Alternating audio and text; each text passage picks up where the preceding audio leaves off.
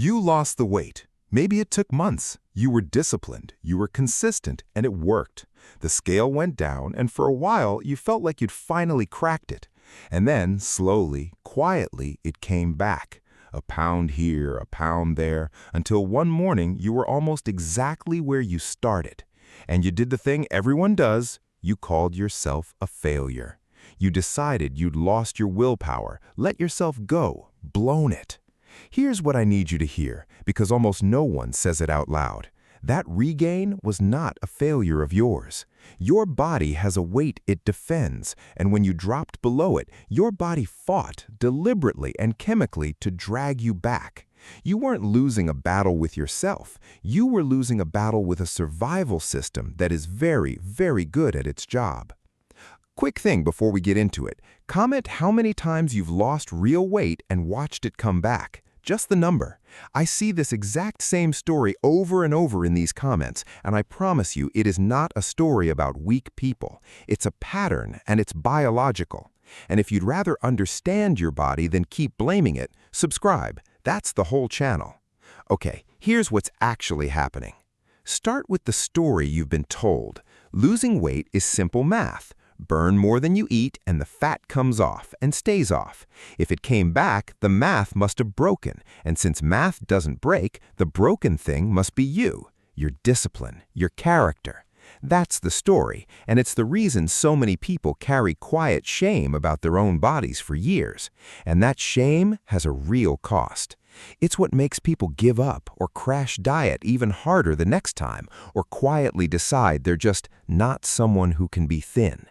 The belief that it's your fault doesn't only hurt, it sends you straight back to try the exact same thing again, which is why so many people ride this same loop for decades. Lose it, regain it, blame themselves, repeat.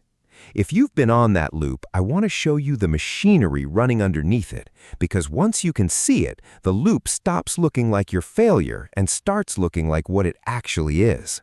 But your body was never a calculator. It's more like a thermostat. A thermostat has a target temperature it defends. Set it to 70, crack a window on a cold day, and it doesn't shrug and let the house go cold. It fires up the furnace and fights to pull the temperature back to 70. Your body does the same thing with your weight. Over years, it settles on a range it treats as correct, call it your set point, and it defends that range with everything it has. When you diet below it, your body doesn't see success, it sees a threat. It sees you starving, and it responds exactly the way it would to a famine. It fights to get the weight back. And it's worth being clear about why your body would sabotage something you want this badly. For almost all of human history, losing weight was never a goal, it was a catastrophe. It meant famine, illness, a brutal winter, a real threat to survival. A body that could sense its weight dropping and immediately slam on the brakes was a body that lived. You are the descendant of the people whose bodies fought hardest to hold on through the lean times. That desperate grip kept your ancestors alive long enough to have you. It's just pointed at the wrong target now, in a world where the danger it's bracing for never comes. It fights with two separate weapons, and both of them work against you at the same time. The first one is so counterintuitive that when scientists measured it, they didn't quite believe the numbers. And the clearest, most dramatic proof of it came from a place nobody expected, a reality TV weight loss competition that accidentally became one of the most revealing experiments in the science of the human body. The show was The Biggest Loser, and researchers followed 14 of its contestants for 6 years. During the competition, these people lost enormous amounts of weight, on average around 58 kilograms each, through punishing diet and exercise. Then the cameras left, and the scientists kept measuring. And here is what they found, the thing that stunned them. 6 years later, most of the contestants had regained much of the weight, but their resting metabolism, the calories their bodies burned just to stay alive, had not recovered. It was still running roughly 500 calories a day below what a body of their size should burn. 6 years later, their bodies had turned the furnace down and left it down, quietly burning less every single day, working around the clock to pull the weight back on. That's the first weapon, metabolic adaptation. Lose weight, and your body lowers your burn by more than the weight loss alone can explain, and it holds it there.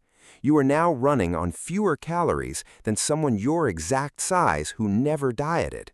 The deficit that used to melt fat off now barely does anything because the target keeps moving. Now the second weapon, working at the very same time, your hunger hormones. Your fat tissue releases a hormone called leptin, which tells your brain you're satisfied and full. When you lose fat, leptin drops, so the "I'm full" signal gets quieter. Meanwhile, the hormones that drive hunger climb. So the dieter ends up in a brutal pincer, burning less than before and hungrier than before, every single day.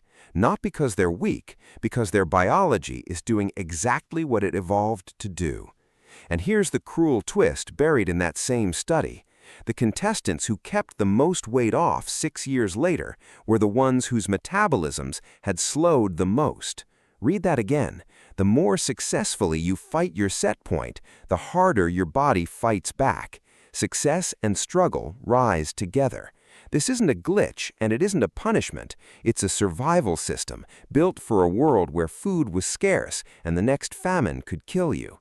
In that world, a body that clung to every pound was a body that lived. Your body still thinks it's in that world. It has no idea the fridge is full. Why does this get harder after 40?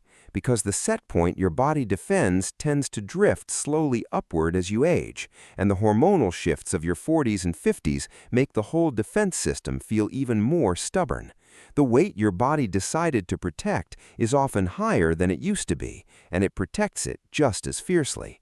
So here's the reframe, and it's the whole point of this video.